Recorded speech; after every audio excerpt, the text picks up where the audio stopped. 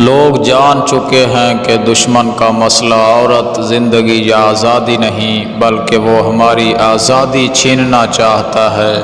محبت آسمان کے پرندوں کی طرح ہے جو آزادی کو محفوظ کرتی ہے۔ محبت کا سفر روشنی کے راستے کو آسان بناتا ہے۔ محبت دل کی دھڑکن کا راز ہے۔ ایران اور پاکستان کے معاشی، تجارتی اور ثقافتی تعلقات میں اضافہ ہوگا۔ ہم مغربی ممالک کی طرف سے عائد پابندیوں کو مواقع میں تبدیل کر چکے ہیں۔